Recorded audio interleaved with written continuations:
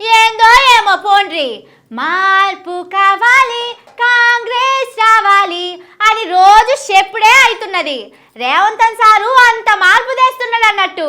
అబ్బబ్బా ఏమన్నా మార్పా, ఎండ్ల చూసినా మార్పే. ఇంత మార్పు ఎవ్వరితోని కూడా కాదు కావచ్చు. 6 నెలలకే దునియాలో ఎక్కడ లేనంత మార్పు తీసుకొచ్చిండ్రు. ఇప్పుడు ఆ మార్పు ఏడుదాకా పోయిందో మనం కూడా చూద్దాం పారి. వెనకటికి ఒక ఆయన ఎలకల బాధకు ఇల్లు గాలబెట్టిండట. ఇగో మన రేవంత్ సార్ సర్కారుల కథ సుతం అట్లనే ఉన్నదుల్లా.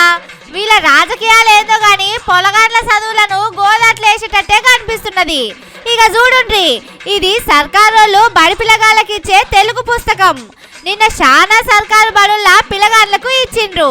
కానీ ఇంట్లో ఫస్ట్ పేజీలా పాత ముఖ్యమంత్రి కేసీఆర్ సార్ పేరు, అంతకు మొదలు చదువుల మంత్రిగా చేసిన జగదీష్ రెడ్డి సార్ పేర్లు ఉన్నాయి.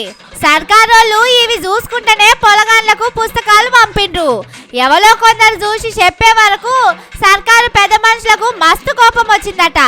అగో నేను ముఖ్యమంత్రిని, నేనే చదువుల మంత్రిని, నా పేరుండాలి గాని పాతైన పేరు ఎందుకుంటదని పెద్ద ఆఫీసర్లను మస్తుగా అరుచుకున్నట సీఎం సారు. దీంతో కొన్ని బడుల్లా కేసీఆర్ సార్ పేరున్న కాగితం చింపేసి పంచిండ్రు. దాని వెనకనే మన జాతీయ గేయం వందే మాత్రం కూడా ఉన్నది.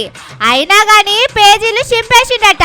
కానీ చూడుండ్రి, పేరు కోసం ఎంత ఆగం చేస్తున్నారో. పొలగాళ్ళు లోపటున్న పాఠాలు చదువుతారు గాని ముందు మాట ఎవరు చదువుతారు చెప్పుండ్రి. ఇప్పుడు పుస్తకాలు వెనకకి తీసుకుపోతే మళ్ళీ అవి ఎప్పుడు రావాలి, ఎప్పుడు చదువులు మొదలు కావాలి? జూన్ 12 నాడు బడులు శురువైతాయని అందరికీ ఎరికేనాయే. మరి సర్కారు టీచర్లు ఆఫీసర్లు ఏం చేస్తున్నారు? ఇన్ని దినాలు చల్లగా ఏసీ వేసుకొని పండుకొని నిన్న పొద్దుగాలే లేచి బడుకొచ్చిండ్రా ఎట్లా? లేకపోతే ఇన్ని దినాలు వేరే కూలి పనికి పోయి బడులో వేసే పని మర్చిండ్రా అని పిల్లగాళ్ళ అమ్మా నాయనలు అడుగుతున్నారు. ఎటన్నా ఊరికి పోతేనే ఒక రోజు ముందగాల బ్యాగు చదువుకొని పెట్టుకుంటాం. అసొంటిది బడిశాలైతే పిల్లగాళ్ళకు పుస్తకాలు ఇయ్యాలి. అసొంటప్పుడు అట్లా ఏమున్నాయి ఏం లేవని చూసుకోరా, చదివి పెట్టుకోరా? పాపం సీఎం సారు మార్పు పనుల మస్తు బిజీగా ఉంటాడు.